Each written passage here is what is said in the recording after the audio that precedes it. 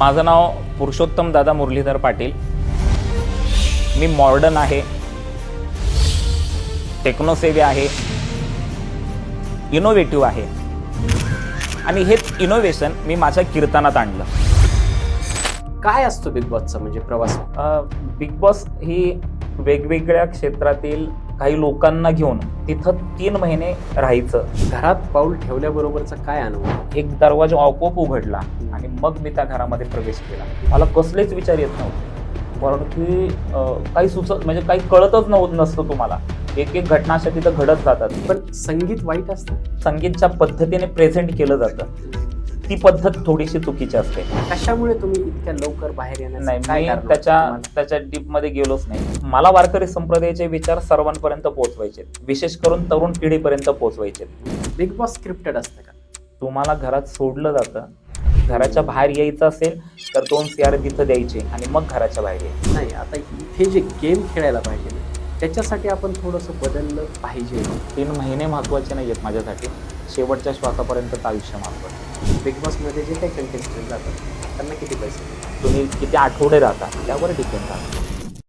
साधू संत येते घरा तोची दिवाळी दसरा. आज आपल्या या राजमंचावरती असेच एक मॉडर्न साधू, मॉडर्न संत येणार आहेत. हरिभक्त परायण पुरुषोत्तम दादा पाटील. पुरुषोत्तम दादा पाटील हे कीर्तनकार आहेत, मॉडर्न संत आहेत. कीर्तनकार म्हटलं की आपल्या डोक्यामध्ये एक वेगळी छबी तयार होते, परंतु पुरुषोत्तम दादा पाटील हे अगदी वेगळ्या धाटणीचे आहेत, मॉडर्न महाराज आहेत. म्हणूनच त्यांचं हे वेगळेपण पाहता बिग बॉसने त्यांना त्यांच्या घरामध्ये आमंत्रित केलं. परंतु वारकरी संप्रदायाचं जतन करणारे आणि मराठी संस्कृती जपणारे पुरुषोत्तमदादा पाटील हे त्या घरामध्ये 7 दिवसाच्या वरती राहू शकले नाहीत. त्याची अनेक कारणं आहेत. बिग बॉस म्हटलं की आपल्या डोक्यामध्ये अनेक प्रश्न येतात. बिग बॉस कसं होतं? कंटेस्टंट कसे निवडले जातात? तिथे एंट्री करण्याची संपूर्ण प्रोसिजर काय असते? बिग बॉसमध्ये जे कंटेस्टंट सहभागी होतात त्यांना काही पैसे मिळतात का? सर्वात महत्त्वाचं की बिग बॉस स्क्रिप्टेड असतं का? असे अनेक प्रश्न आपल्या डोक्यात येतात. या सर्व प्रश्नाची उत्तरं आपण त्यांच्याकडूनच मिळवू शकतो, जो व्यक्ती त्या बिग बॉसच्या घरात राहून आलेला आहे.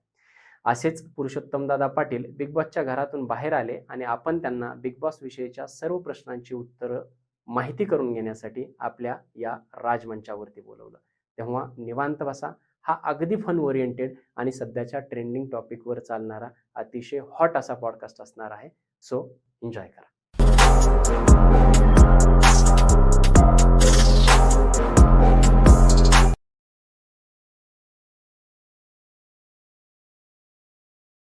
रामकृष्ण हरी महाराज. रामकृष्ण हरी. जय शिवराय.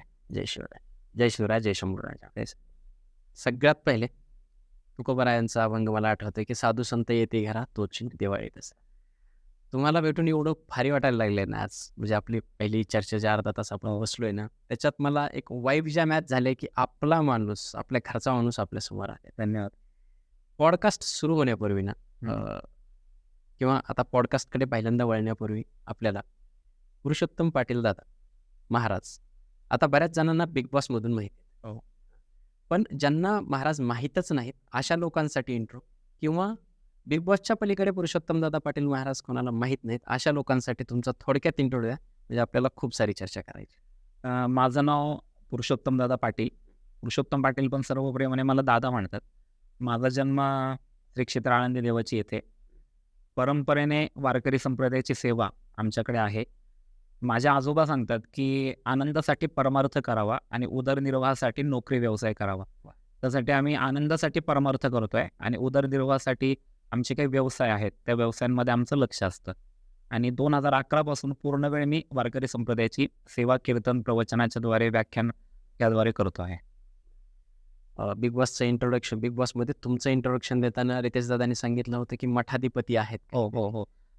वारकरी संप्रदायामध्ये ज्या अनेक परंपरा आहेत, त्या परंपरेमध्ये वारकरी संप्रदायातील एक थोर सत्पुरुष आहेत, सद्गुरू अमृतनाथ स्वामी महाराज. अमृतनाथ स्वामी महाराजांच्या परंपरेचा मी पाईक आहे आणि आता त्या मठाचा मी मठाधिपती म्हणून काम पाहतो. तुमच्याशी जेव्हा माझं बोलणं झालं ना, माझ्या डोक्यात होतं की हा पॉडकास्ट कुठल्या विषयावरती झाला पाहिजे. बरेच विषय होते. एक तर संत साहित्याचा विषय घेऊ शकतो, आपल्या वारकरी संप्रदायाचा विषय घेऊ शकत होतो, परंतु सध्या जे बिग बॉसमधून तुम्ही बाहेर आलेला आहेत आणि बिग बॉस हे सध्या ट्रेंडिंग टॉपिक आहे. फक्त ट्रेंडिंग टॉपिक आहे म्हणूनच नाही, तर बिग बॉसला घेऊन खूप लोकांची मतांतर आहेत हो. किंवा बऱ्याच लोकांना असं त्याला कोणी पॉझिटिव्ह बोलतं, कोणी निगेटिव्ह बोलतं. तर मला असं वाटत होतं की हा बिग बॉस स्पेशल आपण पॉडकास्ट करूयात आणि बिग बॉसची जेवढी रहस्य आहेत, म्हणजे जे कोणाला माहीत नाही कसं होतं, काय होतं, कसे राहिले जातात, तिथले जे गेस्ट आहेत ते कशा पद्धतीने सगळे इंटरॅक्ट करतात, ह्या सगळ्या विषयी आपण माहिती पॉडकास्ट सुरू करण्यापूर्वी ना मला तुम्हाला थँक्यू बोलायचं. धन्यवाद. का मी या पॉडकास्टला तुमच्यासाठी अप्रोच केलं, माझा एक फ्रेंड आहे, त्याने एक व्हिडिओ शेअर केला होता त्याच्या अकाउंटवरती. तो व्हिडिओ मी पाहिला. त्या व्हिडिओमध्ये तुम्ही त्या बिग बॉसच्या घरातून जेव्हा बाहेर येत होते ना, त्यावेळेस तो जो तुम्ही गजर केला ना, हो. तो गजर मला वाटतं यापूर्वी बिग बॉसच्या इतिहासात झाला नाही. पुंडलिक वरदे, हर विठ्ठल, श्री ज्ञानदेव आणि पुन्हा तुम्ही छत्रपती शिवाजी महाराज की जय, छत्रपती संभाजी महाराज की जय. ते इतकं भावलं मला की म्हटलं ॲटलिस्ट त्या माणसाला भेटायचं. मग भेटायचं तर का? म्हटलं माझ्याकडे एक माध्यम आहे. आपल्या मंचावरती, राजमंचावरती महाराजांना बोलूयात आणि त्यांच्याशी गप्पा मारूयात. सगळ्यात पहिले थँक्यू तुम्ही तो गजर त्या बिग बॉसच्या घरातून बाहेर येताना केला. धन्यवाद. खरं तर तो माझ्यासाठी खूप भावूक प्रसंग होता. मला अपेक्षित नव्हतं की मी पहिल्या आठवड्यातच घराच्या बाहेर येईल. कारण की तसंही बिग बॉसचे तुम्ही जर अगोदरचे सीझन पाहिले असतील, तर फर्स्ट वीकमध्ये एलिमिनेशन नसतं. कारण की 1 आठवडा त्या घराला समजून घेण्यासाठी लागतोच आणि मग तिथून पुढे खऱ्या अर्थाने खेळ चालू होतो. पण यावेळेस बिग बॉसचा जो फॉर्मॅट आहे किंवा जी कन्सेप्ट आहे, ती जे क्रिएटर आहेत त्यांनी वेगळी केलेली आहे. चक्रव्यूह म्हणून हे बिग बॉस प्रेझेंट झालेलं आहे. त्याच्यामुळे त्या चक्रव्यूहाचा भाग म्हणून पहिले एलिमिनेशन असेल असं मला वाटतं. खूप भावूक झालो होतो. मी घरामध्ये गेल्यापासून ते बाहेर निघेपर्यंत तेथील 15 लोकांबरोबर माझी इतकी अटॅचमेंट झाली होती आणि सर्वांच्याच डोळ्यात पटकन अश्रू आले आणि त्यावेळेस मी ज्या गोष्टीमुळे घरामध्ये होतो, ते म्हणजे पांडुरंगाची कृपा, ज्ञानोबा तुकोबारायांची कृपा, छत्रपती शिवाजी महाराजांची, धर्मवीर संभाजी महाराजांची शिकवण. तर ज्या विचारांमुळे मी त्या घरामध्ये होतो आणि ज्या विचारांमुळे माझा आदर त्या घरामध्ये राहिला, त्या सत्पुरुषांचा, योगपुरुषांचा, संतांचा जय जयकार त्या घरामध्ये झाला पाहिजे. त्याच घरामध्ये नाही तर त्या घराच्या माध्यमातून संपूर्ण जगभरामध्ये झाला पाहिजे. ते तिथं मला करावं वाटलं आणि तो मी अतिशय सश्रद्ध अंतःकरणाने केला, की ज्याच्यामध्ये सगळे सहभागी झाले. 100% कारण तेच आम्हाला भावलं, मला भावलं तसं खूप लाखो लोकांना सुद्धा भावलंय आणि आज तुम्ही आपली मान तिथे वरी करूनच आलाय. अगदी. याच्यात काहीही दुमत नाही. अगदी. येऊयात आता बिग बॉसकडे. काय असतो बिग बॉसचा म्हणजे प्रवास? म्हणजे बिग बॉसमध्ये एंट्री करण्याचा प्रवास पहिले काय ते पहिले जाणून घ्यायचं आहे. बिग बॉस ही वेगवेगळ्या क्षेत्रातील काही लोकांना घेऊन त्यांना बऱ्यापैकी सुविधा न देता आणि बऱ्यापैकी सुविधा देऊन तिथं 3 महिने राहायचं आणि त्या घरामध्ये जे जे घडतंय, कारण की अनेकांना असं वाटतं की हा स्क्रिप्टेड आहे म्हणून. म्हणजे इथे आतमध्ये जे घरामध्ये राहत आहेत त्यांना काही असं वागा, तसं वागा असं सांगितलं जातं.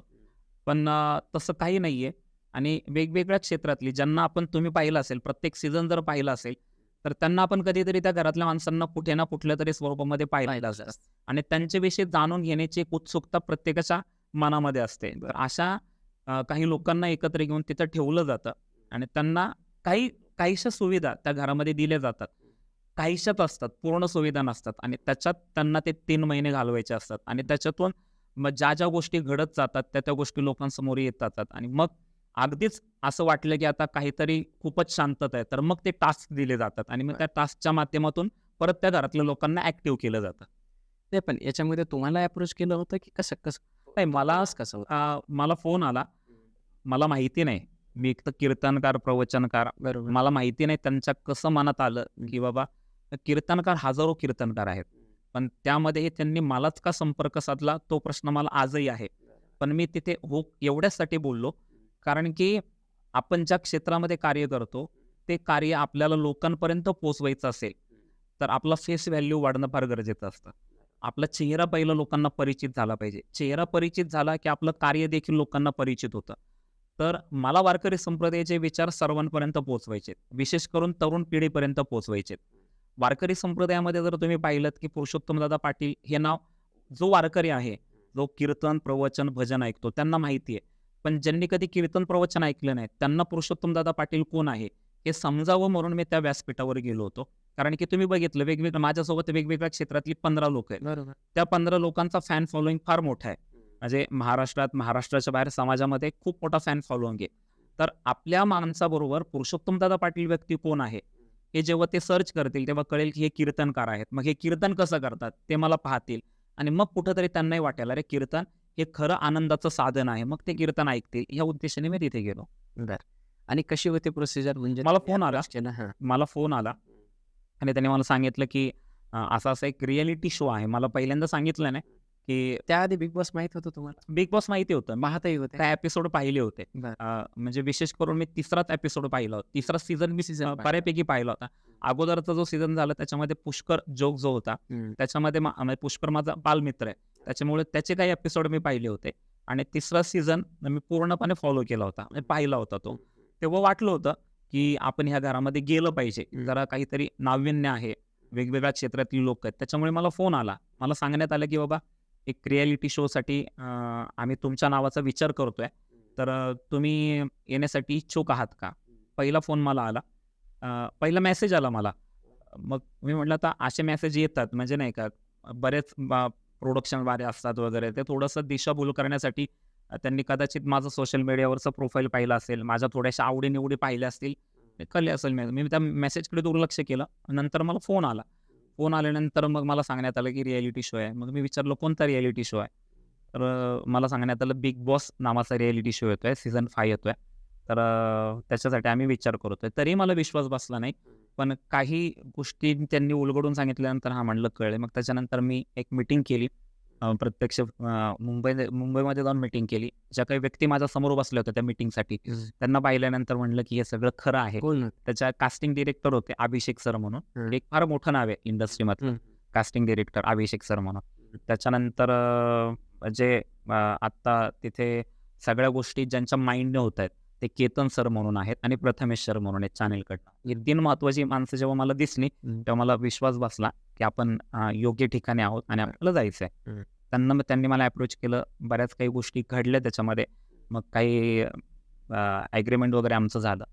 काय होतं ॲग्रीमेंटमध्ये म्हणजे काय ॲग्रीमेंटमध्ये स्पेसिफिक गोष्टी सांगण्यासारख्या असतील तर? नाही ॲग्रीमेंटमध्ये काय तो सगळा तसा नॉर्मल ड्राफ्ट होता तो आणि काही गोष्टी त्याच्यामध्ये होत्यात की ज्या मला सांगायला इथे परवानगी नाहीये त्याच्यामध्ये. मग तो सगळा ॲग्रीमेंट सगळ्यात महत्त्वाचं म्हणजे त्या घरात तुम्ही ॲग्रीमेंटवर साइन करून गेलात तर जेव्हा प्रेक्षक तुम्हाला किंवा टीम जेव्हा तुम्हाला तिथं गेल्यानंतर पूर्ण म्हणजे आपलं स्वातंत्र्य राहत नाही. मला वाटलं की घराच्या बाहेर जायचंय तर मी येऊ शकत नाही. घराच्या बाहेर यायचं असेल तर 2 CR तिथं द्यायचे आणि मग घराच्या बाहेर यायचं. 2 करोड. 2 कोटी रुपये 2 करोड रुपये द्यायचे आणि मग यायचे आणि तेवढी तर आपली आर्थिक सधनता नाहीये. त्याच्यामुळे त्या घरामध्ये गेल्यानंतर खूप कुचंबना देखील होते. पण तिथे राहायचं असतं, तिथे खेळायचं असतं. बरं. हो. अच्छा. आता तुम्ही त्या घरात गेलात. हं. पहिले म्हणजे कंटेस्टंट्स 16 होते त्याच्यातले. घरात पाऊल ठेवल्याबरोबरचा काय अनुभव होता? म्हणजे सगळे ते वातावरण कसं होतं? त्याच्या अगोदर रितेश देशमुख सरांना त्या मंचावर पहिल्यांदा भेटलात की त्याच्या अगोदरही भेटलात? त्या अगोदर मला मोठ्या साहेबांचं म्हणजे स्वर्गीय विलासराव देशमुखांचा आणि माझा वार्तालाप झालेला होता. ओके. आळंदीमध्ये काही कार्यक्रमांच्या निमित्ताने त्यांची आणि माझी भेट झालेली होती. रितेश भाऊंबरोबर मी एकदा माझा मित्र आहे अभिनेता जितेंद्र जोशी. त्याच्यामुळे एका चित्रपटामध्ये ते दोघं जण होते. त्याच्यामुळे जितेंद्रमुळे मी त्यांच्याशी बोललेलो होतो रितेश भाऊंबरोबर. पण मला जेव्हा पहिला फोन आला बिग बॉसमध्ये तुम्हाला यायचंय तेव्हा मला माहिती होतं की या पहिला होस्ट पहिले 4 सीझन महेश मांजरेकर सरांनी केलेले आहेत. मला माहिती नव्हतं. पण महेश मांजरेकर सरच होस्ट असतील असं मला वाटलं. पण ज्यावेळेस मी फिजिकल मीटिंगला गेलो त्यावेळेस त्याच्या आदल्या दिवशी कलर्स वाहिनीवर आणि त्यांच्या सोशल मीडियावर प्रोमो रिलीज झाला होता. त्याच्यात रितेश भाऊ होस्ट करणार आहे. त्याच्यामुळे मला तो खूप आनंद होता. कारण की त्यांच्या एका चित्रपटामध्ये त्यांच्या कॅरेक्टरचं नाव माऊली आहे. मी आळंदीमध्ये राहतो म्हणजे मी माऊलींच्या गावातल्या. तुम्ही पाहू शकता माझ्या हातावर टॅटू पण माऊली नावाने, माझ्या ब्रेसलेटवर पण माऊली आहे. त्याच्यामुळे एक ती वेगळी अटॅचमेंट रितेश बरोबर तयार झाली आणि त्यांना मला या कार्यक्रमाच्या निमित्ताने भेटता येणार आहे याचा मला खूप एक आनंद होता. आणि मग ज्यावेळेस आम्ही शूटसाठी गेलो, पहिला दिवस होता माझा व्हॅनिटीमध्ये बसण्याचा माझा पहिला म्हणजे जे काय मोठे कलाकार व्हॅनिटीमध्ये बसतात ते सगळे अशी सर्व सुविधांनी युक्त असणारी ती गाडी असते. ते एक माझ्यासाठी खूप नाविन्यपूर्ण होतं. मी त्या गाडीमध्ये गेलो. त्या गाडीमध्ये AC आहे, बसायला चांगल्या चेअर आहेत, झोपायला चांगला पलंग आहे, आतमध्येच वॉशरूम आहेत. ह्या सगळ्या गोष्टी मला नवीन होत्या. मला काय भारी आहे सगळं एकदम. मग मी दिवसभर त्या व्हॅनिटीमध्ये होतो. त्या दिवशी आमचा पहिला फोटोशूट होता. ॲक्च्युली मला जिथे आमचं शूट होतं तिथे गाडीतून घेऊन जाताना मास्क लावला होता मला. माझा चेहरा मला आम्ही घरात गेल्यानंतरच कळलं की आम्ही कोण 16 जण आहेत. मला मास्क लावलेला होता.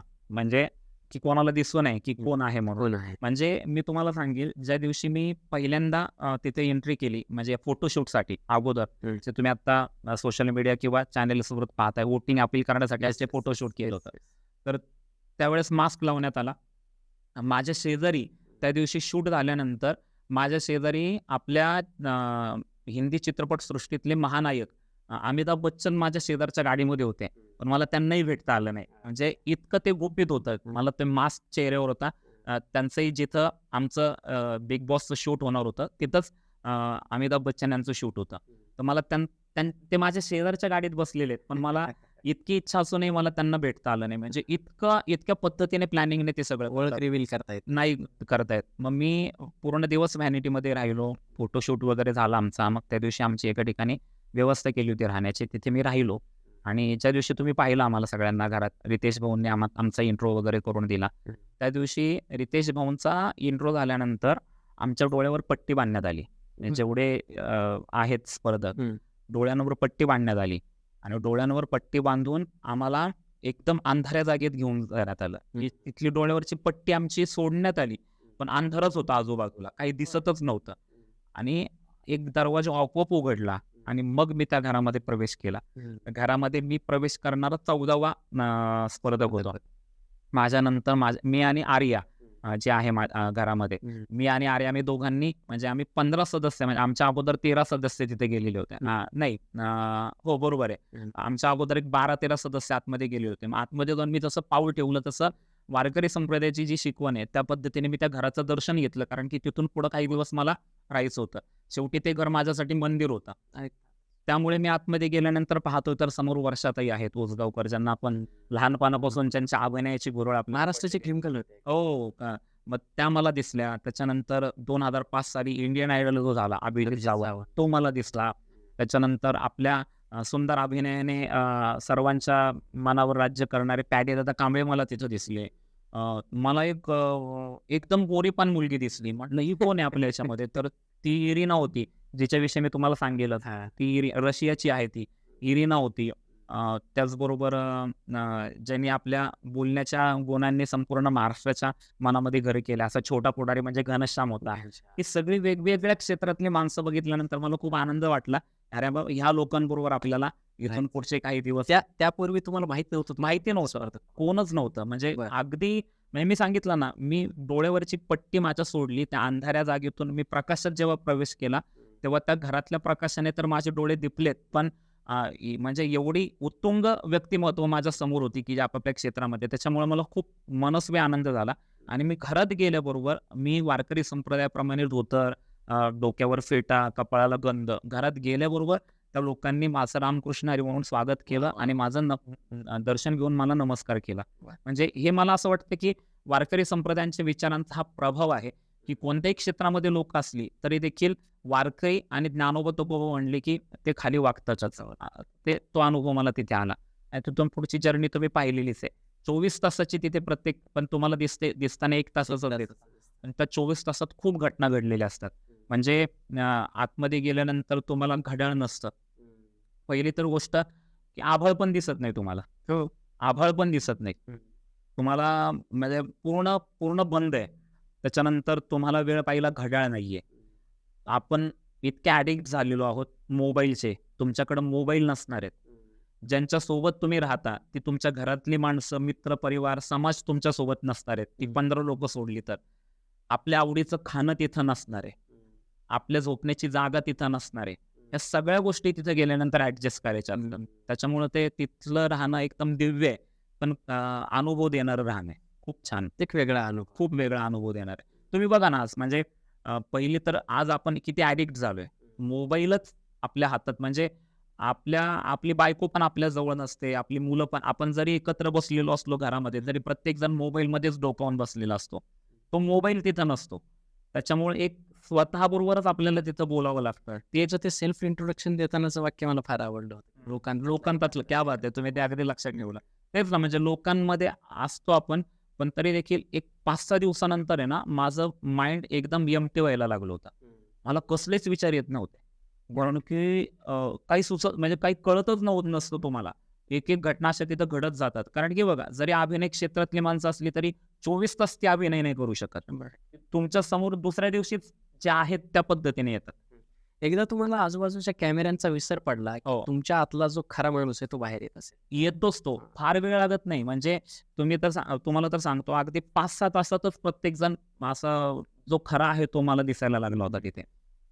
वेगवेगळे स्वभाव आहेत प्रत्येकाचे. म्हणजे आपण कितीही ठरवलं तरी एक जो आतला माणूस बाहेर आल्याच्या नंतर खरं रूप लोकांसमोर येतं बरोबर. आणि तिथूनच हा जो काही पेच प्रसंग सुरू होतोय त्याला तिथूनच Big Boss चालू म्हटलं होतं. जातं. तिथूनच चालू होतं. अगदी तुम्ही बरोबर मार्क केलं ते. अगदी तिथूनच चालू होतं. बिग बॉसच्या घरात जायचंय, वारकरी संप्रदायातले तुम्ही आहेत. तुम्ही सांगितलं की याच्यापूर्वी तुम्ही बिग बॉस पाहिलं होतं. याच्यापूर्वीचे कंटेस्टंट पाहिले होते. तुमच्या आधी आपल्या वारकरी संप्रदायाच्या शिवलीलाताई बिग बॉसच्या घरात गेल्या होत्या आणि त्यावेळेस त्यांना फार ट्रोल करण्यात आलं. फार चुकीच्या पद्धतीने ट्रोल करण्यात आलं होतं. ते पाहिलं होतं तुम्ही. ते तुम्हाला माहीतच असेल त्यावेळेसपर्यंत. मग तुम्हाला त्यावेळेस विचार नाही आला की आता मी पण त्याच संप्रदायातून तिथे त्या घरात जातोय, तर मला ट्रोलिंग मिळेल. मग मी संप्रदायामध्ये थोडा मागे पडेल का? लोक मला जे आत्ता पॉझिटिव्हली बघतायत ते थोडंसं बदलेल का? काय विचार होते म्हणजे या संदर्भात? नाही, मला एवढं माहिती आहे, की माझा हेतू अतिशुद्ध होता. मला स्वतःची प्रसिद्धी नको होती मला. मला माझ्या कामासाठी मला प्रसिद्धी पाहिजे होती. संप्रदायाचं काम करायचंय हे माझ्या मनात होतं. आणि मला असं वाटतं, की त्यावेळेस खूप ट्रोल केलं शिवलीलाताईंना. ते मी पाहिलं आणि शिवलीलाताई होत्या त्या कार्यक्रमामध्ये सीझन 3 मध्ये. त्यामुळेच मी तो कार्यक्रम पाहायला सुरुवात केली होती. अच्छा. सीझन 3 मी जेव्हा पूर्ण पाहिला, अगोदरचा सीझन मी पाहिला कारण की त्याच्यात पुष्कर वगैरे होता. त्याच्यामुळे मी काही एपिसोड पाहिले होते. पण मी तिसरा सीझन फॉलो केला का? कारण की शिवलीलाताई त्याच्यामध्ये होत्या. म्हणून मी तो फॉलो केला. पण ना शिवलीलाताईंना मला असं वाटतं की त्यांच्यावर त्या घरामध्ये गेल्यानंतर जे काही दडपण तयार झालं असेल, कारण की खूप पेशन्स लागतात, खूप संयम लागतो आणि खूप मन असं मजबूत लागतं. अर्थातच. ते तिथं राहणं खूप कठीण आहे. म्हणजे तुम्हाला 1 तास सगळ्या गोष्टी दिसतात, पण तिथं खूप गोष्टींमध्ये ॲडजस्ट करून घ्यावं लागतं. ते तुम्हाला दिसतो लक्झरियस फील. ती लिव्हिंग एरिया फार भारी आहे, किचन फार भारी आहे, डायनिंग एरिया फार भारी आहे, बेडरूम फार भारी आहे, कॅप्टन रूम त्याच्यावरून भारी आहे. परत गार्डन एरिया इतका भारी आहे, स्विमिंग पूल आहे तिथं, जिम आहे. ते दिसायला सगळं लक्झरियस दिसतं, पण ते असं टोचत असतं आणि तिथला तो वावर असतो ना, तो कदाचित मला असं वाटतं की शिवलीलाताईंना तो सूट झाला नसेल. त्याच्यामुळे संप्रदायाचं आपण नेतृत्व करण्यासाठी गेलोय. कदाचित मला असं वाटतं शिवलीलाताई ट्रोल कुठं झाल्या, कारण की बिग बॉसमध्ये सकाळी जेव्हा घड्याळ नसतं, एक म्युझिक लागतं आणि त्या म्युझिकवर तुम्हाला उठावं लागतं आणि मग ते बाकीचे जे स्पर्धक असतात ते सगळे नाचू लागतात. असं मला वाटतं की शिवलीलाताई कुठेतरी त्या थिरकल्या होत्या थोड्याशा आणि तिथूनच शिवलीलाताईंना ट्रोल करायला चालू झालं असं मला वाटतं.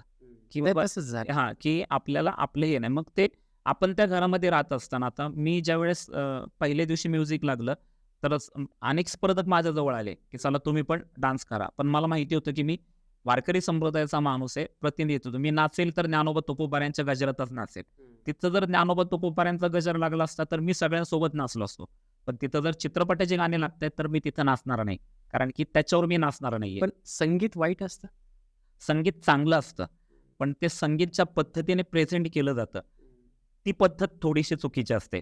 संगीत वाईट नाहीच आहे. उलट मी तर म्हणतो, की ज्याला संगीत कळतं, देवापर्यंत सरळ पोहोचण्याचं साधन म्हणजे संगीत आहे, मला असं वाटतं. अर्थातच. पण त्या संगीताचे पण जे काही प्रकार आहेत, ते प्रकार जे प्रेझेंटेशनचे प्रकार आहेत, मला वाटतं ते शब्द असतील, मग ते लाऊडली म्युझिक असेल, त्या गोष्टींमुळे कदाचित लोकांच्या मनात त्या पद्धतीचे ते निकष तयार केलेले असतात.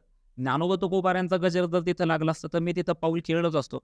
मला तर जास्त ओळखलं जातं, की हे कीर्तनात खूप नाचतात. तुम्ही जर माझे YouTubeला व्हिडिओ पाहिले, तर मी कीर्तनामध्ये खूप नाचतो. ह्यानीच माझी ओळख आहे, तर मी तिथे नाचलो असतो. पण चित्रपटांच्या गाण्यावर नाचणं हे योग्य नाही, असं मलाही वाटतं. म्हणून मी तिथे ठिरकलो नाही. इरिना आली माझ्याकडे, जी रशियाची आहे, पण मराठी संस्कृतीला ती आपलंसं करते. इरिना जेव्हा माझ्याकडे आली, तेव्हा मी तिला सुप्रभात म्हणलो आणि सुप्रभात म्हटल्यानंतर इरिनाचं मला कौतुक याच्यासाठी वाटतं, की मी घरात प्रवेश केल्यानंतर सगळ्यांना रामकृष्णारी म्हणत होतो. तो रामकृष्णारी मंत्र इरिनाने लक्षात ठेवला आणि दुसऱ्या दिवशी सुप्रभात रामकृष्ण हरी ती म्हटली. म्हणलं बास, आपण या घरामध्ये आलो, त्याचं सार्थक झालं. एका रशियन मुलीला आपण रामकृष्ण हरी मानायला लावलं. मला तिथून कॉन्फिडन्स आला तिथं राहण्याचा. आलो तुम्ही फार कमी काळ तिथे राहिलात. 7 दिवस. मला असं वाटतं का की अजून जास्त दिवस राहिले असते तर खूप बदल घडू शकले असते? खूप बदल घडले. कारण की काय आहे, तिथे काही गोष्टींमध्ये स्टँड घ्यावं लागतं. जसं की तुम्ही जर एपिसोड पाहिले असतील तर वर्षाताई आणि निकी या दोघी पहिल्या दिवसांपासून भांडतात. तर तिथे स्टँड घेणं फार गरजेचं आहे. म्हणजे तुमचे मुद्दे मांडणं फार गरजेचं आहे. आणि या गोष्टी लक्षात जेव्हा माझ्या आल्या तेव्हा 5-6 दिवस झालेले होते. आणि पूर्ण लक्षात आलं तर एलिमिनेशनचा राऊंड आला होता. त्यामुळे मला तिथून बाहेर यावं लागलं. तुम्हाला काय कारण वाटतं त्याचे? तुम्ही कुठे कमी पडलात किंवा काय सिच्युएशन आली? नाही, मी तिथे राजकारण झालं? कशामुळे तुम्ही इतक्या लवकर बाहेर येण्याचं नाही, काय मी कारण? त्याच्या डीपमध्ये गेलोच नाही. मी त्याचा विचारही केला नाही. मी एका विचाराचा माणूस आहे. म्हणजे मी ते माझ्या वागण्यात आणण्याचा प्रयत्न करतो. भूतकाळाची चिंता न करता, भविष्यकाळाचा विचार न करता किंवा भूतकाळाचा विचार न करता, भविष्याची चिंता न करता, वर्तमानात तुम्हाला जे मिळतंय ना, ते एक्सेप्ट करत जावा. मी अगदी या मताचा माणूस आहे. मला माहिती नव्हतं की एवढ्या सगळ्या वारकरी संप्रदायातील कीर्तनकारांमध्ये मलाच का विचारलं असेल त्यांनी. मी तसाही विचार नाही केलेला. आत्ताही मी फ्रँकली सांगतोय, मी तसाही विचार केलेला नाहीये. मला कळतं की बाबा मला ते काय पांडुरंगाची कृपा आहे माझ्यावर काय माहिती आहे तो क्षण व्यवस्थित कसा आपल्याला घालवता येईल. मला घरात जाणंही मला अपेक्षित नव्हतं आणि घरातून लगेच इतक्या बाहेर निघणंही मला अपेक्षित नव्हतं. पण मी त्या घरामध्ये राहिलो. राजकारण वगैरे काही झालेलं असं मला वाटत नाही. पण मला हे दिसत होतं की बाकीच्या सदस्यांवर त्यांच्या वावरांवर थोडासा प्रतिबंध येत होता माझ्या असण्यामुळे. म्हणजे तितक्या मोकळेपणाने ते वागू शकत नव्हते. तुमच्यासोबत, माझ्यासोबत किंवा तुमच्या आजूबाजूला? आजूबाजूला पण वागू शकत नव्हते. कारण की एक आध्यात्मिक व्यक्ती आपल्या सोबत आहे. त्या आध्यात्मिक व्यक्तीसमोर जरा, कारण की माहिती नसतं ना की हे कोणते शॉट लागणार आहेत. बरोबर. म्हणजे तुमच्याकडे चारी बाजूनी कॅमेरे आहेत, वर पण कॅमेरे आहेत, खाली पण कॅमेरे आहेत, सगळीकडे कॅमेरे आहेत. फक्त तिथे 2च ठिकाणी कॅमेरे नाही आहेत. ते म्हणजे टॉयलेटमध्ये आणि बाथरूममध्ये. 2च ठिकाणी. म्हणजे तुम्ही तिथं आतमध्ये जाताय हे पण दिसतं. एवढे बारीक कॅमेरे आहेत ते. तुम्ही टॉयलेटमध्ये जाताय, दरवाजा बंद केल्यानंतर तिथं कॅमेरे नाही आहेत, पण तिथं माईक आहेत. टॉयलेटमध्ये पण माईक आहे आणि बाथरूममध्ये पण माईक आहे. बरं. म्हणजे तुमची अशी एकही गोष्ट लपली जात नाही.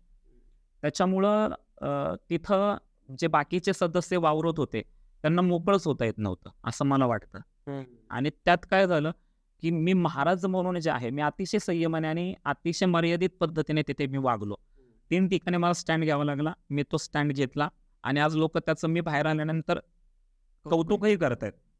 खूप कौतुक करतायत. ते अर्थातच तुमचं ते कौतुक आहे. तुमचं कौतुक यासाठी देखील आहे की काय होतं, आपण कुठे जातो, एकतर आपण तुम्ही तिथे गेलात हबप पुरुषोत्तम दादा पाटील म्हणून, आणि बाहेर आलात तर हबप पुरुषोत्तम दादा पाटील म्हणूनच आलात. हो. 7 दिवस तुम्ही त्या घरात राहिलात तर तुम्ही तुमची ओळख तिथे जपली. तुम्ही त्यांच्यासारखे झाला नाहीत. आता जसा इरिनाचा किस्सा तुम्ही सांगितला, बरोबर. तिला तुम्ही रामकृष्ण हरी म्हणायला बरोबर. लावलात, तुम्ही गुड मॉर्निंग म्हणला नाहीत. हो.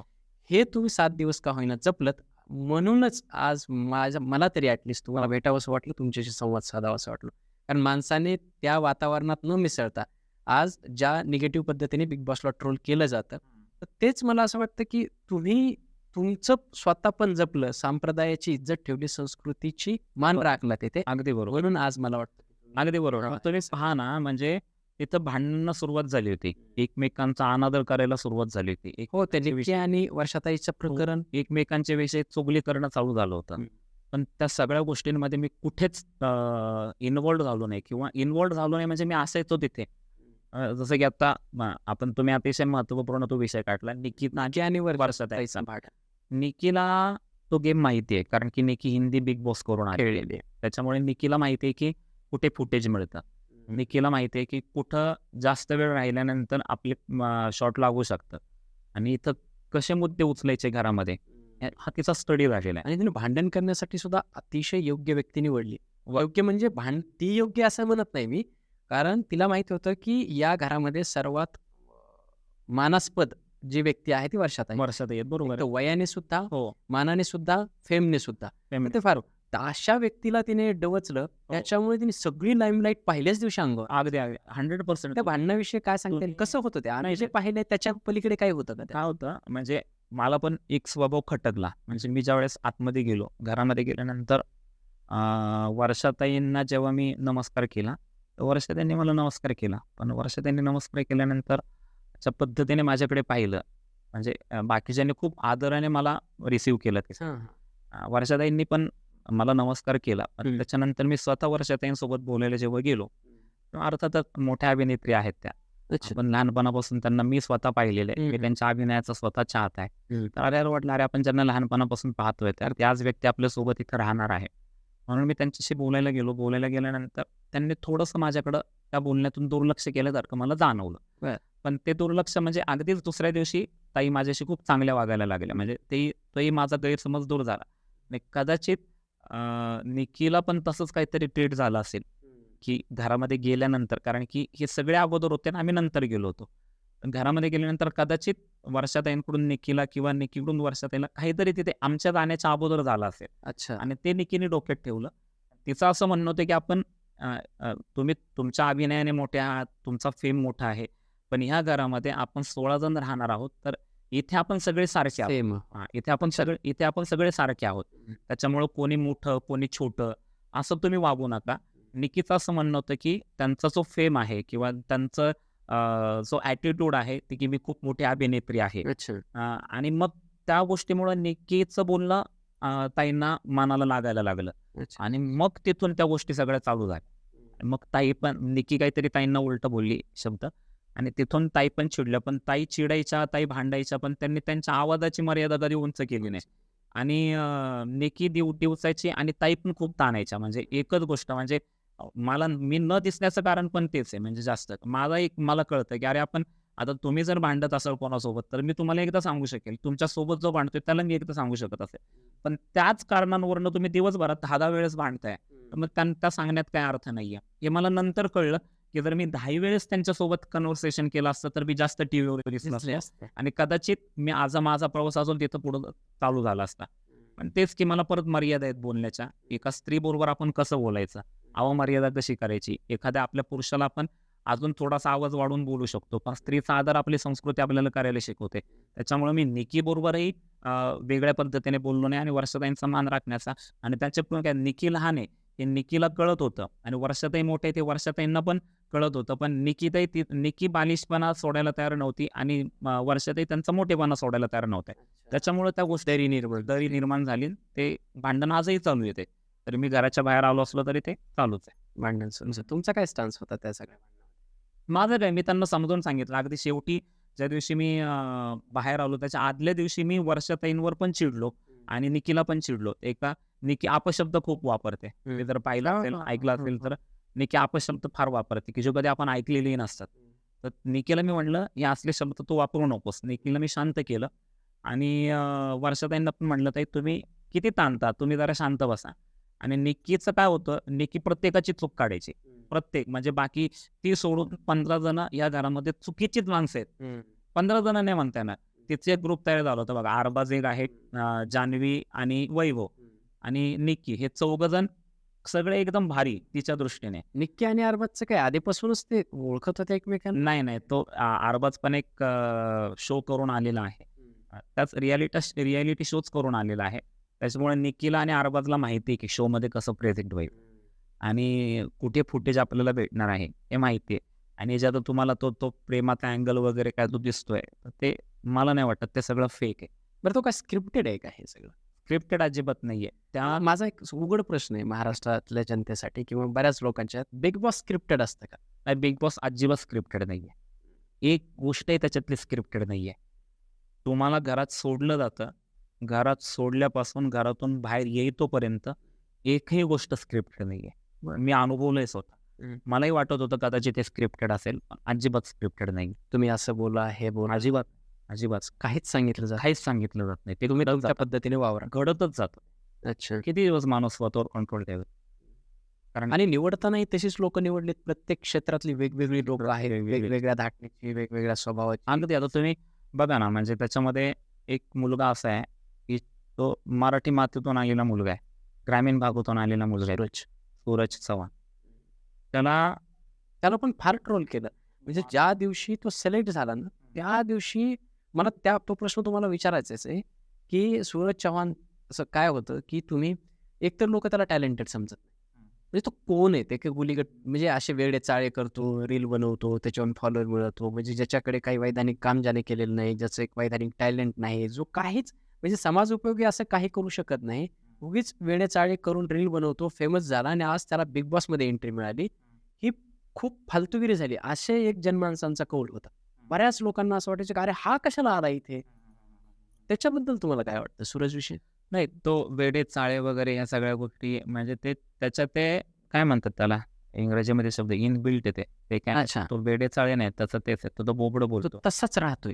तसाच आहे आणि हं. खूप खूप गरीब घरातला मुलगा आहे तो. हं. म्हणजे त्याच्याविषयी मी प्रत्येक माझ्या इंटरव्ह्यूमध्ये सांगतो. जवळ आता तुमचा मी इंटरव्ह्यू 38वा पॉडकास्ट करतोय मी. म्हणजे अगोदर 37 इंटरव्ह्यू मी केलेले आहेत. हं. म्हणजे माझ्या प्रत्येक इंटरव्ह्यूमध्ये मी हे सांगितलंय, की आम्ही एका टप्प्यावर आलेली माणसं आहोत आयुष्याच्या.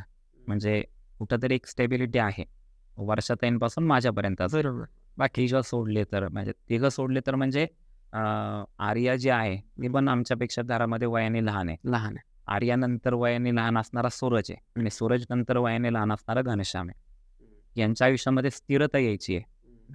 आणि मला असं वाटतं, की जर मला तुम्ही विचारलं, की तुम्ही कोणाला सपोर्ट कराल? नाही का मोरली सपोर्ट तुम्ही कोणाला कराल? तर माझा दोघांना सपोर्ट असेल. एक घनश्यामला सपोर्ट असेल आणि एक सूरजला सपोर्ट असेल. अरे वाह! तर तुम्ही म्हणाल सूरजला का कराल? हं. ज्या व्यक्तीला एवढं ट्रोल केलंय, की ज्या व्यक्तीला कोणत्याही पद्धतीने टॅलेंट नसताना, की त्याच्या वेड्या चाळ्यांना एक व्यासपीठ भेटलेलं आहे. फार मोठा. तर वेडे चाळे हे आपल्याला दिसतायत. पण मी त्याच्यासोबत 7 दिवस राहिलोय. तो इतका प्रामाणिक मुलगा आहे, इतका निर्मळ मनाचा मुलगा आहे आणि खूप सोसलंय त्याने. खूप सोसलंय. ज्याला आई नाहीये, ज्याला वडील नाहीयेत. तुम्ही विचार करू शकता, की अनाथपणाचं जगणं काय असतं आणि अनाथपण आणि गरिबीतलं जगणं काय असतं, हे त्याच्याकडे पाहून कळतं. आजही तो रोजंदारीच्या कामाला जातो. आज त्याला तेवढं मोठं व्यासपीठ भेटलेलं आहे.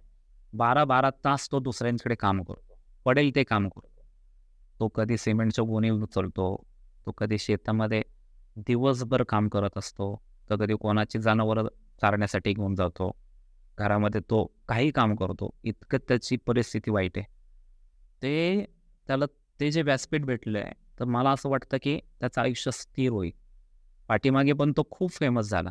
मग त्याच्या त्या प्रसिद्धीचा फायदा इतरांनी घेतला आणि परत तो आहे त्याच म्हणजे गरिबीच्या परिस्थितीतच जगतोय. त्याची आत्या त्याला सांभाळते. आत्याकडे तो राहतो. पण त्याच्याविषयी मला माझ्या अंतःकरणामध्ये अतिशय प्रेमयुक्त सहानुभूती आहे. म्हणजे जरी तो माझा स्पर्धक तिथे होता, तरी त्याने त्याची स्टोरी पण बिग बॉसच्या घरातून संपूर्ण महाराष्ट्राला कळलेली आहे. आणि खूप निर्मळ मनाचा माणूस आहे. त्याचं श्रद्धास्थान आहे. त्याची कुलदेवी मरीमाता म्हणून. मरी आहे. मरीमाता म्हणून त्याची कुलदेवी आहे ती. तर आणि भगवान शंकरावर त्याची फार श्रद्धा आहे. तो म्हणतो महादेव म्हणजे भगवान शंकर माझे पप्पा आहेत आणि मरीमाता माझी आई आहे. आणि तो इतका भोळा आहे. तो मला म्हणायचा, "दादा इथून आता आपण बाहेर गेल्यानंतर तुम्ही माझ्यासाठी एक काम कराल का?" म्हणलं, "काय करायचं रे सूरज?"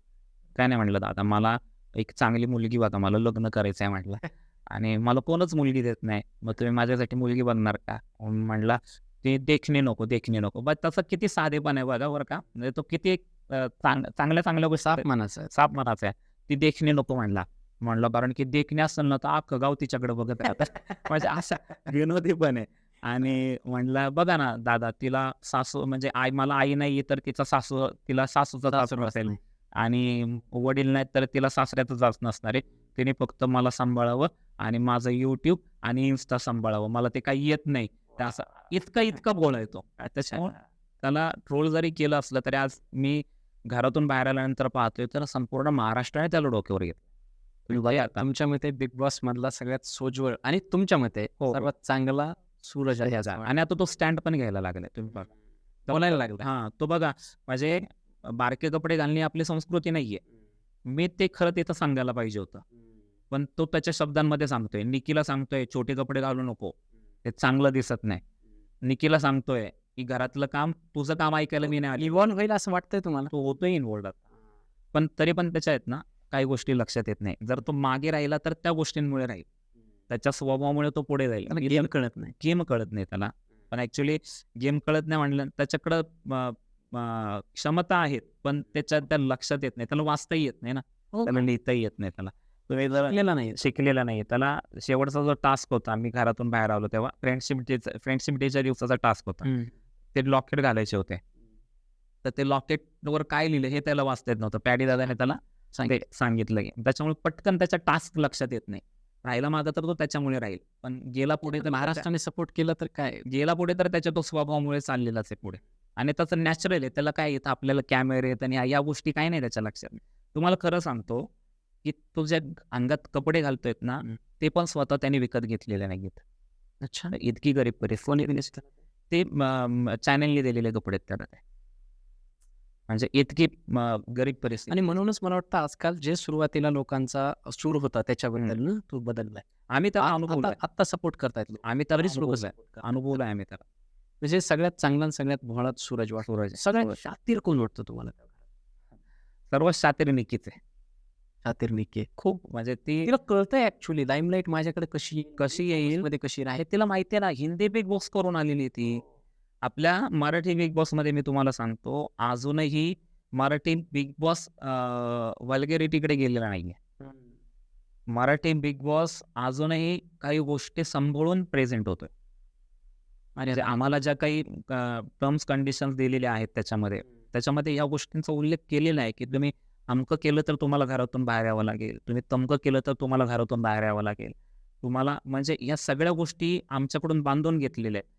मग जी हिंदी बिग बॉस करून आलेली आहे, हिंदी बिग बॉसचं स्वरूप तुम्हाला माहिती आहे काय ते. तर त्याच्यामुळं हिला मराठी बिग बॉस म्हणजे नथिंग आहे तिच्यासमोर काही. जे आपण इकडं विचारही करू शकत नाही ती तिकडं करून आलेली आहे. बरोबर. त्याच्यामुळं तिला इथं सहज खेळता येतात त्या गोष्टी. त्याच्यामुळे ती शातीर आहे. तिला कळतं की कुठं फुटेज भेटणार, कुठं काय केल्यानंतर काय, कुठं दिसणार. तुम्ही बघा, आता मला जर विचारलं तुम्ही तुमचा घरातला कोणता एरिया आवडत होता, तर मी सांगणार लिव्हिंग एरिया आवडत होता. तर ते लिव्हिंग एरिया का आवडतो, तर बेडरूम मध्ये पण तिथे ऍक्सेस आहे, डायनिंग तिथंच ऍक्सेस आहे, टॉयलेट बाथरूम मधून पण तिथंच ऍक्सेस आहे, गार्डन मधून पण तिथंच ऍक्सेस आहे. आणि त्याच्यात जास्त दिसणारा एरिया आहे ना, तो किचनचा एरिया असतो. तुम्ही बघा, प्रत्येक जण कोण पाणी प्यायला जाईल, कोणी काहीतरी खायला जाईल किंवा तिथं जेवण बनवायचं असतं. तर तुम्ही बघा ते 4 जण आहेत, जान्हवी, वैभव, अरबाज आणि निकी. तुम्ही जर एपिसोड पाहिले तर तुम्हाला तिथंच दिसतील. कारण की पहिल्या आठवड्यामध्ये कॅप्टन नव्हता. बरोबर. कॅप्टन जर असेल तर तो कॅप्टन काम वाटून देतो की तुम्ही अमकं करा. तो विचारतो पहिला कॅप्टन की तुम्हाला कोणती कामं करता येतील. प्रत्येकाने आपापली कामं सांगायची. आता समजा आता निकीला, जान्हवीला, अरबाजला आणि वैभवला जर किचन मध्ये काम करायचं असेल, पण जर ते कॅप्टनला मान्य नसेल तर कॅप्टन टॉयलेट साफ करायला त्यांना पाठवेल. अगोदर विचारलं जातं की तुम्ही कोणतं काम करू शकता. त्या दिवशी कॅप्टनच नव्हता, त्या आठवड्यात कॅप्टनच नव्हता. त्याच्यामुळे ज्याने तिने आपल्या मनाप्रमाणे कामं घेतली होती. निकीने सांगितलं होतं की आपण किचन मध्ये राहू. का किचन मध्ये राहू, तिथे फुटेज जास्त मिळतं, ती शात्री जास्त आहे. नक्की. जिंकेल कोण वाटतंय तुम्हाला? जिंकेल मला असं वाटतं अभिजित सावंत जो आहे तो त्या रेसमध्ये आहे जिंकण्याचा. आता डीपी दादा पण आहे, पण डीपी दादा कसं आहे, त्याचा स्वभाव विनोदी आहे. त्याच्यामुळं विनोद म्हणजे गेम नाहीये मला असं वाटतं. आणि तो त्याचा तो विनोदाने प्रेझेंट होतो. म्हणजे एखादा सिरियस प्रसंग असला तरी डीपी दादाचा तिथं वावर आला की त्याच्यातलं सिरियसनेस संपतोय. त्याच्यामुळे डीपी म्हणजे मला जर टॉप 5 मध्ये तुम्ही कोण जाईल असं विचारलं तर अभिजित दादा जाईल, अंकिता ताई जाईल, डीपी दादा जाईल, परत ही जर निकी राहिली तर निकी टॉप 5 मध्ये असू शकते. अरबाज, वैभव मला नाही माहिती आहे. वैभव तर काय सगळं अरबाजचीच कॉपी करतोय. त्याच्यामुळे मला जरी विचाराल कोण विनर किंवा कोण ट्रॉफी घेऊ शकतं, तर मी अभिजित दादाचं नाव जरा बऱ्यापैकी सांगेल. कारण की त्याला आजकाल तो एवढं काही कुठे म्हणजे इन्व्हॉल्व्ह असल्यासारखं वाटत नाही. नाही, असं इन्व्हॉल्व्ह असणंच असं नाही. मी तुम्हाला तेच म्हटलं ना, 24 तास तिथं चालू असतो शूट. शेवटी बिग बॉसच्या मनात आहे की ते कोणाला प्रेझेंट करतात, कोणाला दाखवतात. आता तुम्ही जर सीझन 3चा विनर बघितला विशाल, तर विशाल पण पहिल्या 2-3 आठवड्यामध्ये जास्त दिसतच नव्हता. बरोबर. पण विशालने ट्रॉफी घेतली. म्हणजे तिथं दिसणंच असं नाही. तुमच्या डोक्यातले प्लॅन तुम्ही कसे तिथे त्या तुमच्या घराच्या वावरामध्ये टाकताय ते फार महत्वाचं असतं. जसं की तुम्ही बघाल, ज्या दिवशी एलिमिनेशन राऊंड झाला त्या दिवशी वर्षाताईंच्या विषयी अभिजितला बोलायला सांगितलं, तर अभिजितच्या डोळ्यामध्ये अश्रू आले. म्हणजे बरोबर, सिम्पल. ते अश्रू आले म्हणजे महाराष्ट्राच्या मनामध्ये लगेच हा माणूस, म्हणजे त्या गोष्टी तिथे घडत आहेत. अशा एक रियालिटी शो जिंकून आलेला फार मोठा इंडियन आयडल. आणि मी त्याला म्हणलं महाराष्ट्रातच नाही तर महाराष्ट्राच्या बाहेर पण त्याचे प्रेक्षक, इंडियन आयडल तर इंटरेस्ट. त्याच्यामुळे महाराष्ट्रातलंच प्रेक्षक नाही तर आणि छोट्या छोट्या गोष्टी तो जे आता सध्या त्याची PR टीम करते बाहेर ना, ते फार भारी करते त्याचं. त्याचं ते प्रमोशन जे चालू आहे आता, ते फार भारी भारी प्रमोशन चालू आहे त्याचं. आणि आतमध्ये गेम त्याच्या लक्षात आहे. मी सांगेल खऱ्याला खरं आणि खोट्याला खोटं. त्याला माहिती आहे कोणाशी कसं वागायचं. त्याच्यामुळं कदाचित तो स्ट्रॉंग फार मॅच्युअर. तो स्ट्रॉंग आहे एकदम तिथं. म्हणजे कदाचित तो निक्कीला पण स्ट्रॉंग ठरवू शकतो. निक्की किती प्लॅन करून गेली, तर शेवटी ते चक्रव्यूह आहे. म्हणजे बिग बॉसने सांगितलंय, की यावेळेस काय मी शिक्षक नाहीये. मी डायरेक्ट मुख्याध्यापक आहे आणि सगळे निर्णय माझे आहेत. इथं काय करेल तुम्ही बघा ना, आम्ही घरामध्ये पहिल्यांदा गेलो तर आम्हाला टॉयलेटला पण पाणी नव्हतं. बरं. म्हणजे तोच पहिला टास्क होता. दुपारपर्यंत आम्हाला काही खायलाच नव्हतं. मग काय प्रॉब्लेम आले? काय म्हणजे आम्हाला बसून राहावं लागलं फक्त. तुम्ही मानसिकता पहा. आम्ही सकाळी उठलोय, आम्हाला दात घासायला पाणी नाहीये. आम्हाला टॉयलेटला, वॉशरूमला जायला पाणी नाहीये. तर काय मानसिकता असेल त्यावेळेस तुम्ही विचार करा. मग तिथे चेक करतात पहिल्याच दिवशी. म्हणजे अशा घटना तिथं घडतात आणि त्यामुळे माणूस चिडतो किंवा त्यामुळे माणूस रिॲक्ट होतो. हो. दादा, आता तुम्ही मध्ये बोलताना PR विषयी बोललात की अभिजित सावंतची PR टीम खूप जबरदस्त आहे. तुमची PR टीम आहे? माझी आहे PR टीम. त्याचं नाव दिनेश काशीद आहे. तो पाहतो माझी PR. मग ॲक्च्युली मी हे सगळं बिग बॉसमध्ये ह्या सगळ्या गोष्टी मला असं वाटतं की त्या आपल्याला शिकता आल्यात. PR टीम मला काही माहितीच नव्हतं. PR टीम काय करते? तर PR टीम माझं संपूर्ण सोशल मीडिया आता हँडल करत आहेत. मला काय कुठे बोललं पाहिजे, तुम्ही कसं काय प्रेझेंट करा स्वतःला, हे सगळं PR टीम मला सांगते. आणि मला असं वाटतं की PR टीम आता ती आमच्यासोबत जी एक स्पर्धक होती निकी, तिची PR टीम एक आहे, स्टायलिश एक आहे, कुठे कोणते कपडे कसे घालायचे. तर या ती स्टायलिश तर आत काही कामाची नाही. नाही आतमध्ये काही नाही. पण PR टीम ही फार महत्त्वाची आहे. कारण की आम्ही सगळे आतमध्ये असतो. आमच्या आतमधल्या प्रत्येक कृतीवर जी तुम्हाला दिसते 1 तासामध्ये, ती कृती लोकांपर्यंत कशी पोहोचली पाहिजे, अतिशय प्रभावीपणे कशी पोहोचली पाहिजे, याचं काम PR टीम करते.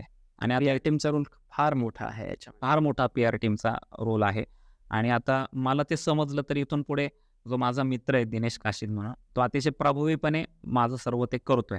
त्याच्यामुळं PR टीम मला असं वाटतं की ज्यांना लोकांमध्ये यायचंय, वेगवेगळ्या क्षेत्रामध्ये काम करायचं, मग राजकारण असेल, समाजकारण असेल, अध्यात्म असेल, तर ही PR टीम नावाची जी गोष्ट आहे, त्यांनी ती हायर करावी असं मला वाटतं, की ज्याच्यामुळे अनेकांना कामही मिळेल आणि आपल्याही बऱ्याच गोष्टी सोप्या होतात PR टीममुळे, असं मला वाटतं. हां. त्याच्यातच मागे राहिलेला माझा एक प्रश्न आहे की एवढं सगळं काय होतं की आपण बिग बॉसमध्ये जातो, सदस्य निवडीपासून ते तिथं आतमध्ये जे काही भांडण चालू आहे, बरं थोडंफार जरा TRP नाही मिळायला लागली की असे टास्क येतात समोर, मग कोणाला काही करा, असं ऐकूनच हे सगळं पाहिल्याच्या नंतर जो प्रश्न मनात येतो, म्हणजे माझ्याही येतो बरं का, आणि बऱ्याच जणांच्या मनात असेल की बिग बॉस स्क्रिप्टेड असतं का? नाही, अतिशय उत्तम प्रश्न तुम्ही विचारलेला आहे आणि मला असं वाटतं अनेकांच्या मनातला प्रश्न तुम्ही मला विचारलेला आहे. मला बाहेर आल्यानंतर पहिला प्रश्न सगळ्यात हाच विचारला होता की आतमध्ये काही स्क्रिप्टेड आहे का? तर आतमध्ये काहीही स्क्रिप्टेड नाहीये. तुम्हाला कोणत्याच पद्धतीच्या सूचना केल्या जात नाही की तुम्ही असं वागा, तुम्ही तसं वागा, तुम्ही हे करा, तुम्ही ते करा. स्क्रिप्टेड म्हणजे काय? अगदी तुम्हाला काही बोलायचंय, स्क्रिप्टेड म्हणजे ते सांगितलं जातं, पण इथं तसं काहीच सांगितलं जात नाही. जे तुम्ही आतमधून आहात ना, तेच तुम्ही तिथं व्यक्त होत राहतात. तसे प्रसंग तिथं घडले जातात आणि मग तुम्हाला वाटतं, अरे कदाचित हे स्क्रिप्टेड असेल बरं का. तर तसं काही स्क्रिप्टेड नाही. जे आहे, जे तुम्हाला डोळ्यांना दिसतंय, ते तसंच आहे तिथं. म्हणजे हा जो गैरसमज आहे की बिग बॉस हा शो स्क्रिप्टेड आहे, तर मी तो अनुभव घेऊन आलेलो आहे आणि मला परत अनुभव घ्यायची इच्छा पण आहे. वाईल्ड कार्ड नावाची जी गोष्ट आहे, वाईल्ड कार्ड एंट्री, तर मला असं वाटतं की मी परत तिथे जाण्यास इच्छुक आहे. आणि स्क्रिप्टेड तो शो नाहीये. तर तुमच्या माध्यमातून मी सगळ्या प्रेक्षकांना तेच सांगेल की बिग बॉस हा शो अजिबात स्क्रिप्टेड नाहीये. आता आपण शेवटच्या पार्टकडे येऊयात. बिग बॉसमध्ये गेलात, तुम्ही 16वे होते, बाकीचे 15 लोक होते. आज 15 लोक तिथे आहेत आणि सर्वांना उत्सुकता आहे त्यांच्याबद्दल जाणून घेणे. आता आपण एक एक करून प्रत्येक जणाबद्दल थोडं बोलूयात.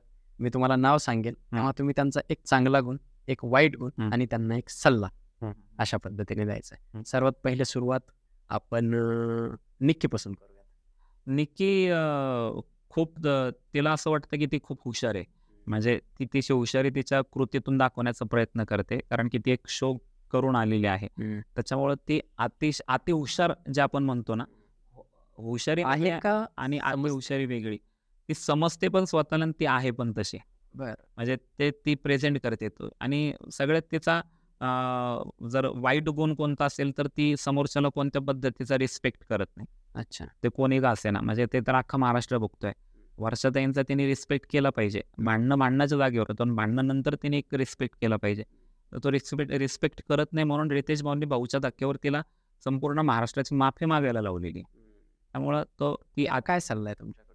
तिला सल्ला असा आहे की बाई, तुला गेम जरी कळत असला तरी देखील तुझ्यासोबत जे आता 14 जण आहेत त्यांचाही तू विचार करावा. म्हणजे कसं असतं, जे आपणास ठावे ते इतरांशी सांगावे किंवा द्यावे. तर त्या पद्धतीने तू तुझ्या गेममध्ये तुझ्या अंडर ठेवण्यापेक्षा तू तुझा प्रतिस्पर्धी तितका स्ट्रॉंग बघ आणि त्या पद्धतीने खेळ, असं मला म्हणायचंय. अच्छा. हां. दुसरं स्पर्धक आपण घनश्याम घेऊया. घनश्याम काय राजकारणाची आवड असलेला व्यक्ती आहे. छोटा पुढारी. त्याला नेतृत्व करायचंय. त्याला त्याला आमदार व्हायचंय, खासदार व्हायचंय, मंत्री व्हायचंय आणि त्याचं राजकीय निरीक्षण खूप चांगलं आहे. आहे का चांगलं? राजकीय निरीक्षण खूप चांगलं आहे. त्याच्या त्या बोलण्यातून जाणवतं. राजकीय निरीक्षण खूप चांगलं आहे आणि तो त्या पद्धतीने वावरण्याचा प्रयत्न करतोय. पण काही गोष्टी त्याला समजत नाहीयेत आणि हे जे राजकारण्यांमध्ये असणारं एक विशेष गुण आहे, ते कोणाचेच नसतात. तसं तो तिथं राहतोय पण कोणाचाच नाहीये. बरं. तर दोघांकडेही तो इकडचं तिकडे, तिकडचं इकडं असं त्याचं चाललेलं असतो आणि तो कदाचित राजकारणी गुण आहे असं मला वाटतं. एवढ्या छोट्या वयात आहे का त्याच्यामध्ये? आहे. ते त्याच्याकडं महत्वाकांक्षा आहे. त्याला फार मोठं, म्हणजे महाराष्ट्रातला मोठा पुढारी व्हायचंय त्याला. छोटा पुढारी व्हायचा नाही. त्याला मोठा पुढारी त्याला व्हायचंय. काय सल्ला तुमच्या? त्याला सल्ला असा आहे की तू अजून वयाने लहान आहेस. बऱ्याच गोष्टी तुला समजावून घ्याव्या लागणार आहेत. त्या समजावून घे आणि मग त्या पद्धतीने तू तुझ्या जीवनाची वाटचाल ठेव आणि त्या खेळातही तू तशीच वाटचाल ठेव, असं माझं सांगणं आहे त्याला. पॅडी दादा? पॅडी दादा अतिशय समजूतदार आहे. खूप समजूतदार आहे. म्हणजे आता त्या घरामध्ये वयाने मोठ्या वर्षाताई आहेत आणि वर्षाताईंच्या नंतर जर कोणी मोठा असेल तर पॅडी दादा आहे. त्याचं नाव पंढरीनाथ आहे. माझी आणि त्याची खूप अटॅचमेंट होती, कारण की आपलं आराध्य दैवतच पंढरीनाथ आहे आणि त्या नावाने असणारी व्यक्ती घरामध्ये होती आणि त्याचं मी लहानपणापासून चाहत आहे. तर पॅडी दादा अतिशय समजूतदार आहे. त्याचा काही वाईट गुण नाहीच आहे. त्याचा वाईट गुण म्हणजे असं आहे की तो अजून म्हणावा असं खेळत नाहीये. तो सगळ्यांना समजावून घेण्याचा प्रयत्न करतोय. तर त्याला माझं सांगणं असं आहे की तू निक्कीच्या बाबतीत जसा स्टँड घेतला होता एक चूक तिला दाखवताना, तसाच तो स्टँड घरामध्ये ठेवलास तर कदाचित तो पण विनर होऊ शकतो. अंकिता? अंकिता अतिशय हुशार मुलगी आहे. मराठीवर, मराठी भाषेवर, मराठी संस्कृतीवर प्रेम करणारी मुलगी आहे आणि ती तिच्या प्रत्येक व्हिडिओजमधून ते प्रेझेंट करत असते. तर आता तो त्या गेममध्ये आहे. म्हणजे ती खूप प्रेमळ आहे. तर त्या गेममध्ये आहे तर तिला माझं असं सांगणं आहे की थोडंसं भावनिक न होता जर तो प्रॉपर गेम खेळेल, कारण की ज्या अंकिताच्या डोळ्यामध्ये पहिल्या आठवड्यामध्ये निकीमुळं पाणी आलं होतं, तीच अंकिता त्या घराची पहिली कॅप्टन झालेली आहे. त्याच्यामुळं खेळ कसा पलटेल हे सांगता येत नाहीये. त्याच्यामुळे आता जशी स्ट्रॉंग झालेली आहेस तशीच तू स्ट्रॉंग राहून खेळ. विजय तुझ्याकडे पण येऊ शकतो, यश तुला पण मिळू शकतं. अच्छा. पुढचा स्पर्धक सूरज? सूरज मराठी मातीतला मुलगा आहे, ग्रामीण भागातून आलेला मुलगा आहे, अतिशय गरिबीतून पुढे आलेला मुलगा आहे आणि तो अतिशय निर्मळ मनाचा माणूस आहे. त्याच्याकडे म्हणजे वाईट गोष्ट अशी काहीच नाहीये. खूप मोकळ्या मनाचा माणूस आहे. जर त्याला काय मला एखादा मेसेज द्यायचा असेल तर मी त्याला म्हणेल, सूरज तू खूप चांगला मुलगा आहेस.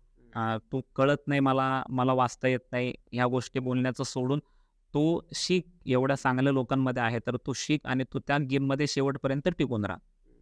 निखिल दामले? निखिल दामले हुशार आहे. त्याच्या गेम लक्षात आलेला आहे.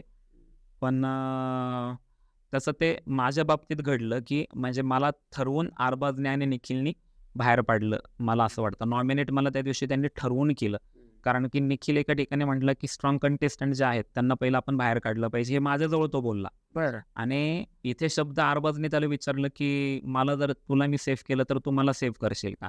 मग तू बोलतो एक आणि करतो एक आहे. म्हणजे तू मला आता सेफ कर, तू मला नॉमिनेट करू नको, मग मी तुला नॉमिनेट किंवा मी तुला सेफ करेन. म्हणजे इथे त्याचा गेम कळतो की तो वेगळ्या पद्धतीने बोलतोय आणि करतोय. सल्ला हे जसं तू वागतोयस, म्हणजे आमच्या समोर एक बोलला आणि वागताना वेगळा वागलास तर तसं वागू नकोस. कारण की समाजामध्ये लोक जे पाहत आहेत त्या पाहण्यांवरनं तुम्हाला तिथून पुढं तुम्ही त्या घराच्या बाहेर आलात तरी तुम्हाला तसंच जज करणार आहेत लोक. त्याच्यामुळं तू जसा आहेस तसा प्रेझेंट हो. आणि माझं सगळ्या स्पर्धकांना हे सांगणार आहे की तुम्ही जसे आहात तसेच प्रेझेंट राहा. तुम्ही नाटकं करायला जाल तर ते नाटकं तुम्हाला पुढच्या आयुष्यामध्ये जड जाते. योगिता? योगिता भावूक आहे खूप. तुम्हाला कळलं असेल की तिच्या पतिराजांवर आणि अर्थातच ते साहजिकच आहे. खूप प्रेम आहे. पहिल्या घरात सगळ्यात पहिल्यांदा जर कोण भावूक झाला असेल तर ती योगिता आहे.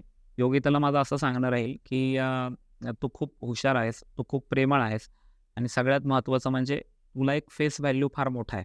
ज्या वाहिनीवर आत्ता बिग बॉस दिसतंय त्याच वाहिनीचा एक तू चेहरा आहे. त्याच्यामुळं तुझ्या त्या गोष्टींचा उपयोग करून तू गेममध्ये स्टँड घे. तो स्टँड घेतला तर कदाचित ते पुढे जाऊ शकते. वैभव? वैभव म्हणजे अरबाजची कॉपी आहे. छत्रपती धर्मवीर संभाजी महाराजांचा एकपात्री प्रयोग करणारा मुलगा आहे तो. त्याला कळत नाहीये की तो काय वागतोय आणि काय वागत नाहीये ते. अरबाज जसं जसं फिरवेल त्याला तसा तसा तो फिरतोय.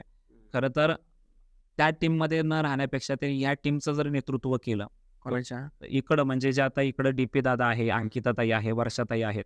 इकडच्या ग्रुपमध्ये जर तो आला आणि इकडच्या ग्रुपचं नेतृत्व कारण की काय झालं पहिल्या टास्कमध्ये अरबाज एवढा मोठा, एवढा फिजिकली फिट असलेला माणूस, त्याच्यासमोर आपण फिजिकली टास्कमध्ये कसं खेळणार हाच प्रश्न सगळ्यांना पडला आणि त्याच्यामुळे सगळेच वीक झाले होते. मेंटली वीक झाले होते. तर जर अरबाजसारखाच फिजिकली हा पण स्ट्रॉंग आहे वैभव. वैभव. पण त्याने त्याच्या विचाराने खेळलं तर कदाचित तो लीड करू शकतो. आता तो लीड करत नाहीये वैभव. तो अरबाजच्या खाली खेळतोय. म्हणजे अरबाज आणि निकी जसं खेळवल तसा खेळतोय. वैभवने आणि जान्हवीनी त्यांच्या मनाने खेळलं तर त्यांची वेगळी प्रतिमा तुम्ही पाहता. तुम्ही जर आता आपण प्रेक्षक आहोत आता. मी जरी तिथे स्पर्धक म्हणून होतो, तर मी आता प्रेक्षक म्हणून जेव्हा मी एपिसोड पाहतो ना, तर वैभवच्या लक्षात आलं पाहिजे की तू स्वतःचा गेम खेळून लोकांसमोर प्रेझेंट झालं पाहिजे. आणि नाही म्हटलं तरी एका गोष्टीचा इम्पॅक्ट बाहेर पडतोच आहे. पुढे जान्हवी? जान्हवी तेच ना. जान्हवी पण खूप प्रेमळ आहे. म्हणजे माझ्या घरात त्या घरामध्ये माझ्या खाण्याची काळजी जर जास्त कोणी घेतली असेल तर जान्हवी, अंकिता आणि योगिता या बरं. तिघींनी घेतली. माझ्यासाठी अगोदर वेगळं जेवण बनवायचं.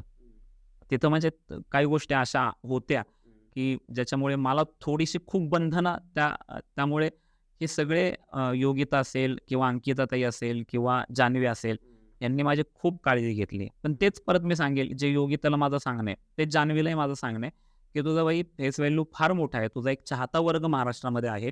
तर तू ना की निकीच्या म्हणण्याने खेळण्यापेक्षा तू स्वतःच्या मनाने खेळ आणि स्वतः स्टँड घे तर तू पण पुढे जाशील.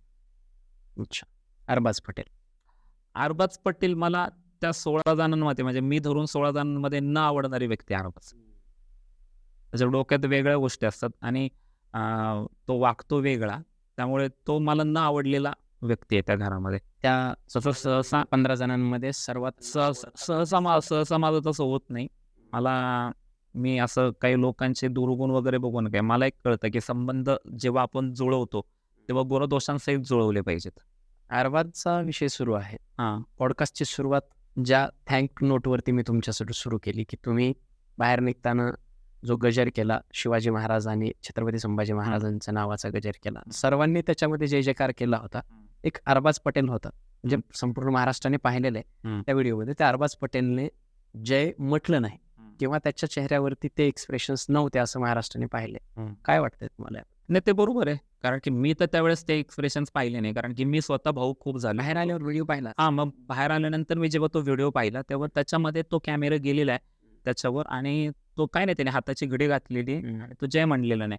ज्या निकीच्या सांगण्याने तो सगळं वागतोय तिथे त्या निकीने पण तुम्ही बघितलं असेल तर छत्रपती शिवाजी महाराज की जय म्हटल्यानंतर असं केलंय, धर्मवीर संभाजी महाराज की जय म्हटल्यानंतर सगळ्यांनी असं केलंय.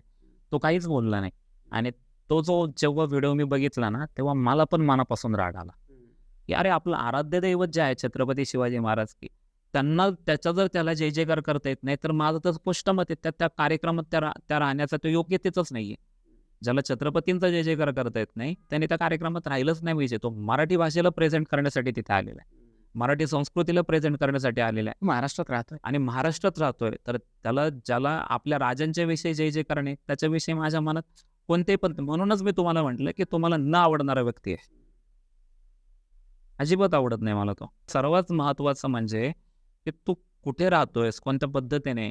आता ज्या शहरामधून आलाय त्या शहराचं पण नाव बदललेलं आहे तरी देखील तो त्या जे जुनं नाव आहे तेच नाव तो घेतोय. बरं. मग हे असं नाही पाहिजे ना. बिग बॉसमध्ये घेतो ते ना. बिग बॉसमध्ये तो घेतो, आमच्यासोबत बोलताना तो ते घेतो. ते दाखवलं जात नाही, ही गोष्ट वेगळी आहे. मग तू महाराष्ट्रात राहण्याच्या योग्यतेचंच नाहीये. जर तुला आमच्या मराठी अस्मितेच्या विषयी आणि आमच्या युगपुरुषांच्या, सत्पुरुषांच्या विषयी जर तुझ्या मनामध्ये कोणत्याही पद्धतीचं प्रेम नाहीये, तर तू का त्या घरामध्ये राहतोयस? आणि मला असं वाटतं, की कदाचित ती प्रतिक्रिया महाराष्ट्र देईल त्याला. देतोय आणि तो ती प्रतिक्रिया देतोय तो. आणि इथूनही पोहोचलं पाहिजे. काय सल्ला जर द्यायचा असेल त्याला काय? नाही, मला त्याला काही सल्ला द्यायचाच नाही. सल्ला कोणाला देतात? जे ऐकतात त्यांना सल्ला दिला जातो. तो ऐकत नाही. जे ऐकत नाहीत त्यांना काय सल्ला द्यायचा आहे? ज्याला माझं नावच माहिती नव्हतं, तर मला त्याच्याविषयी बोलण्याला मला काय, मी त्याला त्याला अजून बोलून मी त्याला का मोठं करू? मला तर असं वाटतं त्याच्याकडे दुर्लक्ष करणं हेच माझ्यासाठी फार महत्त्वाचं आहे. वर्षाताई वर्षाताई फार मोठ्या कलाकार आहेत.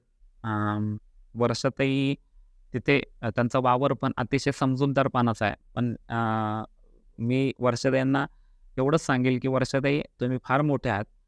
तुमच्या त्या कार्यक्रमात त्या घरामध्ये असल्यामुळं संपूर्ण महाराष्ट्र कार्यक्रम अजून आवडीने पाहतोय.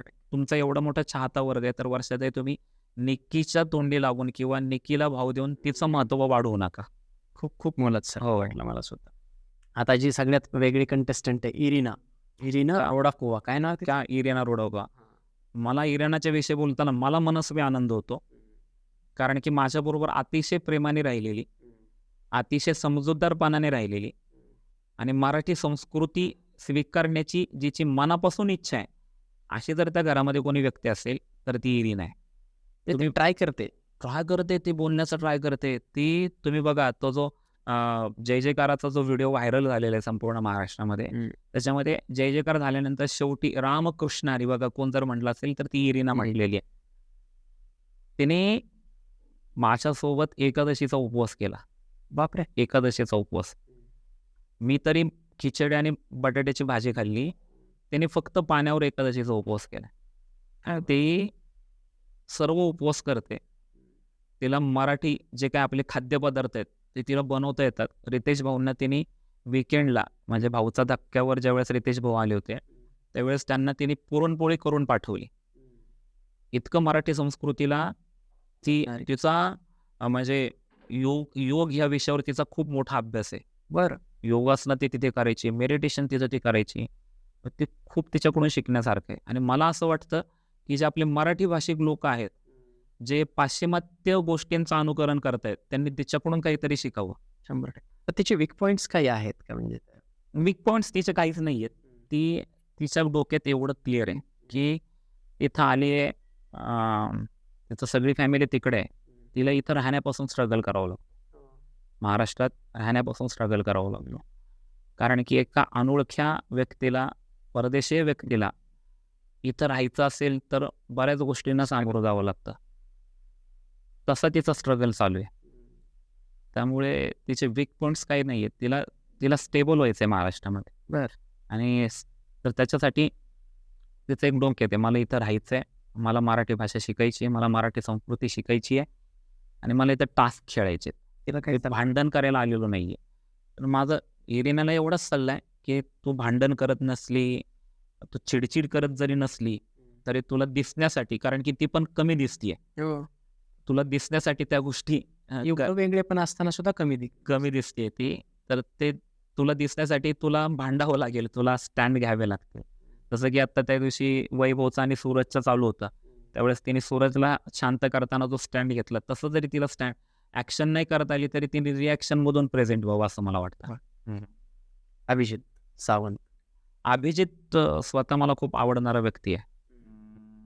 पहिल्या 2 दिवसात तो मला समजला नाही, पण नंतर 3ऱ्या-4थ्या दिवसापासून तो समजायला लागला, की तो खूप चांगला माणूस आहे, खूप प्रेमळ माणूस आहे आणि डोक्यात गेम प्लॅन घेऊन आलेला आहे. त्याच्यामुळं तुझ्या डोक्यात जो गेम प्लॅन आहे अभिजित दादा, तो तू तसाच पुढे ने. मी तुला विनर म्हणून पाहतोय आणि तू ती ट्रॉफी घे, असं एवढं सांगण्यात. आर्या जाधव वयाने लहान आहे, महत्त्वाकांक्षा खूप आहे. थोडासा हट्टीपणा सोडून तू तुझी महत्त्वाकांक्षा सांभाळावी. सगळ्यात शेवटी मला वाटतं एकच राहिले, धनंजय डीपी दादा. अरे काय माणूस आहे, म्हणजे माणूस कसा असावा तर डीपी दादा सारखा असावा. भारी माणूस आहे. प्रत्येकाच्या वेदना संवेदनाचा विचार करणारा माणूस आहे. प्रत्येक गोष्टीचा विचार करणारा माणूस आहे. फारसा चिडत नाही, फारसा रागवत नाही. पण बोलणं हा त्याचा स्वभाव आहे. प्रत्येक गोष्टीवर बोलतो, पण तो त्याच्या पद्धतीने, विनोदी पद्धतीने बोलतो. आणि माणूस म्हणून खूप भारी माणूस आहे एकदम. म्हणजे लय भारी एकदम. म्हणजे त्याला माझ्याकडं लय भारी, म्हणजे माझ्या त्या घरामध्ये माझा वावर ज्याच्यामुळं खूप चांगला झाला. त्याच्यामध्ये अभिजित, अंकिता, डीपी आणि पॅडी दादा यांच्यामुळे माझा वावर तिथे खूप चांगला झाला. त्याच्यामुळे त्यांच्याविषयीची कृतज्ञता आहेच. डीपी दादाला मी एक सांगेल, की फक्त प्रत्येक ठिकाणी तो जो विनोद करतो, तो विनोद सोडून तू तिथे स्टँड घे, थोडासा रागव तिथे, थोडासा ॲक्शन घे. जसं की पहिल्या कॅप्टन्सीच्या टास्कला जेव्हा काही गोष्टी घडल्या त्यावेळेस तू जसा ॲग्रेसिव्ह झाला तसाच ॲग्रेसिव्ह राहिलास, तर मी तर तुला टॉप 3 मध्ये पाहतोय. तर मला ते तू विन झालेलं पण पाहायला आवडेल. हे सगळे कंटेस्टंट बद्दल आपण बोललो. मला एक फार महत्त्वाचा प्रश्न, जेवढा आपली चर्चा इथे झाली आणि तुम्ही 7 दिवसात तिथून बाहेर पडावं लागलं तुम्हाला. तुम्ही वारकरी संप्रदायाचे आहात, तुम्ही कीर्तनकार आहात, आध्यात्मिक गुरु आहात थोडक्यामध्ये. तर बाहेर तुमचे काही लिमिटेशन्स आहेत, तुमची एक वेगळी लाईफस्टाईल आहे. पण तुम्हाला त्या गेममध्ये गेल्याच्यानंतर तुम्हाला असं कधी वाटलं का, की नाही आता इथे जे गेम खेळायला पाहिजे ना, त्याच्यासाठी आपण थोडंसं बदललं पाहिजे, किंवा आपली जशी मन आहे की everything is fair in love and वार, हे एक वारच आहे, हे युद्ध आहे, थोडक्यात टास्क आहे. ते टास्क पूर्ण करण्यासाठी आपण थोडे बदललो पाहिजेत. तिथं जे गोष्टी निक्की करते किंवा हे बाकीचे करतायत लाईमलाईट अट्रॅक्ट करण्यासाठी, त्या गोष्टी आपण केल्या पाहिजेत असं वाटतं का? कारण मला तरी असं वाटतं की जसे तुम्ही बाहेर आहात तसे तुम्ही जर आत वागलात तर कधी विनर होऊ शकाल का? होऊ शकेल विनर. तुम्हाला मी सांगतो, तो तो गेम आहे 3 महिन्यात. 3 महिन्यानंतर मला या बाहेरच्या जगामध्ये राहायचं आहे. आणि मला बाहेरच्या जगात 3 महिन्यांच्या अगोदर लोकांनी पाहिलेलं आहे. आणि ते लोक एक्सेप्ट करणार नाहीयेत, ज्यांनी मला पहिल्यापासून पाहिलेलं आहे. आणि मला असं वाटतं, की ज्या वेळेस मी घरामध्ये होतो त्यावेळेस टास्क जास्त झालेच नाही. आणि जे टास्क झाले तिथे मी स्टँड घेतलेला आहे. आणि मला असं वाटतं, की मी जसा आहे तसंच राहून मला पुढे जाणं आवडेल. आताही जर मी इथून पुढे घरात गेलो, कदाचित पांडुरंगाच्या मनात असेल की मी परत घरात जावं, तर कदाचित मला वाईल्ड कार्ड एंट्रीद्वारे परत ते बोलवतील. पण तरी देखील मी असंच राहणार आहे. पण असं राहत असताना देखील त्यावेळेस माझ्या डोक्यामध्ये फक्त पूर्ण गेम प्लॅन असतील, की आपल्याला कुठे काय करायचं आहे. पण मी माझा संयम मिळवून देणार नाही. मी माझ्या शब्दांना कुठे वाकडं जाऊन देणार नाहीये. माझा तिथे वावर जसा अगोदर तुम्ही पाहिलेले तसाच असेल. कारण की मला ते जे शिवलीलाताईंच्या बाबतीत झालं, एक वेगळी ट्रोलिंग झालं. मला ती ट्रोलिंग झालेली नाहीये. आणि तो आदर मला कायम ठेवायचा आहे. 3 महिने महत्त्वाचे नाहीयेत माझ्यासाठी. शेवटच्या श्वासापर्यंतचं आयुष्य महत्त्वाचं आहे. आणि तेच खूप सुंदर उत्तर दिलंत. आणि मी सुद्धा इच्छा व्यक्त करतो किंवा प्रार्थना करतो की तुम्हाला परत वाईल्ड कार्डने एंट्री मिळो. तुम्ही जी महाराष्ट्राची संस्कृती, छत्रपती शिवाजी महाराजांचं नाव, संभाजी महाराजांचा गजर तिथे केला, तो गजर 90व्या दिवसापर्यंत तिथं करावा. आपली संस्कृती महाराष्ट्राला खरी काय आहे ती समजून द्यावी. माणूस न बदलता देखील, किंवा माणूस आपली तत्व, आपले प्रिन्सिपल्स सांभाळून सुद्धा गेम खेळू शकतो, तो जिंकू शकतो, हे दाखवून द्यावं. तुम्हाला वाईल्ड कार्ड एंट्री मिळावी अशी मी प्रार्थना करतो. हे सगळं झालं. अजून एक, जसा माझा स्क्रिप्टेडचा प्रश्न होता तसाच एक सगळ्या महाराष्ट्राच्या मनातला आणि माझ्या मनातला एक प्रश्न आहे, की बिग बॉसमध्ये जे काही कंटेस्टंट जातात त्यांना किती पैसे मिळतात? मिळतात, पैसे मिळतात. ॲक्च्युली जे काही बोलणं होतं त्याच्यामध्ये काय होतं, 3 महिने आपल्याला वेळ द्यायचा असतो आणि आपले काही गोष्टी ठरलेल्या असतात, की ज्याच्यातून आपलं अर्निंग चालू असतं. मग ते अर्निंग आपल्याला तिथे बंद पडू नये आणि तिथे आपल्याला पूर्णपणे व्यवस्थित खेळता यावं. आर्थिकची विवंचना राहू नये. कारण की आर्थिक आपण सगळे करतोय त्या काही गोष्टी साध्य करण्यासाठी करत असतो. तर पैसा हे साधनच आहे. तर तो पैसा आता 3 महिने, मग ती एक विवंचना राहू नये आणि कोणत्याही पद्धतीचा त्या खेळामध्ये त्याचा परिणाम होऊ नये. तर एक काही अमाऊंट प्रत्येक स्पर्धकाला दिली जाते, की जी सर्वांना सेम असते? नाही, सर्वांना मला तर माहिती नाही सर्वांना किती आहे. पण मला जी अमाऊंट त्यांनी सांगितली होती, ती अमाऊंट म्हणजे मला जे काही महिन्याला मिळतात तेवढीच होती. म्हणजे मला बाहेर सध्या तुम्ही जेवढे तेवढी होती मला अमाऊंट. बरं. ती विकली अमाऊंट असते. म्हणजे ते तुम्हाला तुमच्या अकाउंटला विकली पेड होते ते. म्हणजे तुम्ही किती आठवडे राहता त्यावर डिपेंड राहतं. जेवढे आठवडे तुम्ही तिथे आहेत, हो, तेवढेच पेमेंट तुम्हाला मिळतं. प्रत्येकाला वेगवेगळी असं वेगवेगळ्या अमाऊंट आहे. मला म्हणजे आता मी 1 वीक राहिलो तर मला 1 वीकचं पेमेंट माझ्या बँक अकाउंटला अगोदरच जमा होतं ते. बरं. असं हो. वीक सुरू होण्याच्या वीक सुरू होण्याच्या अगोदर ते तुमच्या अकाउंटला जमा होतं.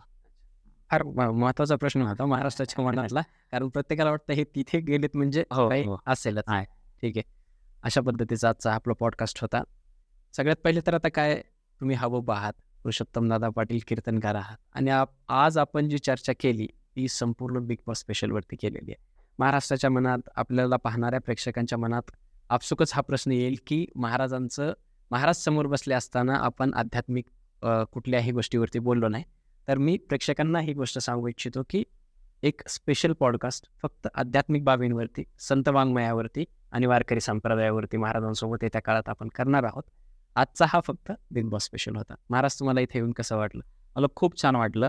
एकतर बिग बॉसमुळे तुमचा आणि माझा परिचय झाला, म्हणजे बोलणं झालं. पण मी तुमचे पॉडकास्ट YouTubeला नेहमी पाहतोय आणि मला कधीतरी असं वाटलं होतं की या पॉडकास्टमध्ये मला सहभागी होता यावं. अरे वा. पांडुरंगाने ती माझी इच्छा पूर्ण केली आणि सर माझ्या मनामध्ये जे जे येतं ते पांडुरंग परमात्मा पूर्ण करतो, हा माझा अनुभव आहे. त्या शक्तीवर माझी फार फार भक्ती आहे की माझ्या मनात जे येतं ते पूर्ण होतंच. आणि आहे आज म्हणजे मी कुठेही असलो तरी मी बिग बॉसच्या घरामध्ये होतो तेव्हा देखील असंच म्हणत होतो, देह असो माझा भलती ठाई, चित्त तुझ्या पायी असू द्यावे. माझं शरीर कुठेही असलं आणि माझं चित्त तुझ्या चरणावर असू दे.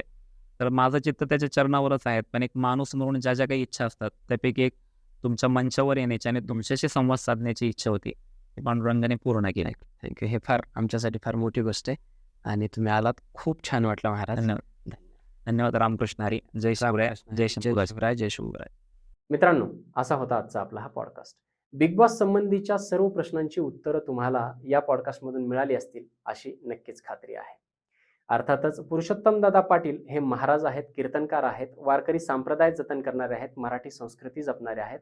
तरी सुद्धा आपण अध्यात्माविषयी त्यांच्याशी कुठलीही चर्चा केलेली नाही. परंतु आपण त्यांना प्रॉमिस केलेलं आहे पुढच्या एपिसोडमध्ये आपण त्यांच्यासोबत अध्यात्म, वारकरी संप्रदाय आणि संत वाङ्मय याविषयी सखोल चर्चा करणार आहोत. हा आजचा पॉडकास्ट तुम्हा सर्वांना कसा वाटला ते कमेंट आणि मेसेज करून नक्की कळवा. जर एपिसोड आवडला असेल तर पुढे शेअर सुद्धा नक्की करा आणि तुम्हा सर्वांचं प्रेम असंच कायम असू द्या. धन्यवाद.